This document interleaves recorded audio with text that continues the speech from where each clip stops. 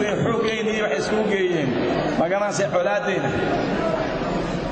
ninka inoo hanjabayay waxaan ahay wasiirka dawladda maaliyadda waa reer Boosaaso ninka lahaa hala gudbooda Soomaaliland waxaana waxa uu keenay awooddaasi wuxuu helay wadan aanu magaalo aanu xaq u lahayn buu xukuumaha lacagteeda u reeyay Muqdisho haddaanu Muqdisho wasiirnimo ka helin oo dadkii lahaa aan ku xukuumay lacagtooda ku xumeeyeen oo ma hanjabeen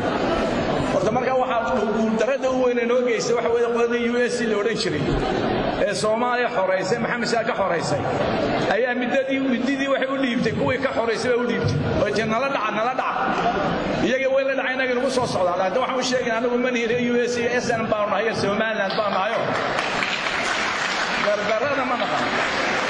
ballan waxaan ugu qaadnay haday garoobo joojin weydo colaadeedaas ballan waxaynu ugu qaadnay inaynu iska dhigna kutubta iyo waxbarashada inuu qabsano garoowe ayaa inoo baranay insha Allah taala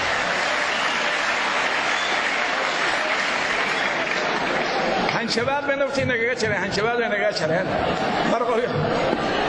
mar waxaynu imanayaan magaranaysa tugaraq marna waxaynu imanayaan baran baynu imanayaan iyo dhahar ma yimaado waa baran meesha oo yimaadaan ballan waxaanu leenahay ballan inaanu tuulooyinka iyo magaalooyinka ka dhigeen inaan dhulka sinaaban ka shaqeyn insha Allah shaqeyn insha Allah marka waxay yeelaysaa walaalayaal propagandaha xamar ka socda maqlina dalkeena waliga aragto Djibouti wadan yar ayaa maanta caasimada oo la yiraahdo Jamhuuriyadda Djibouti maxay naga Jamhuuriyadda Soomaaliya inoo diiday dalkeena in gacanta ku haysanaa cadaalad baynu keeninaa hoggaan wanaagsan baynu keeninaa insha Allah taala kitaabka Ilaahay iyo sunnada ku xukuminaa insha Allah taala kaasaynu ku arsaninaa kaasaynu qabyaalada ka taginaa kaasa cadaalada inoo wada buugan yareen gaaladu xarqada waa tuurina insha Allah taala Allahu akbar mawlana Allahu akbar lana insha Allah taala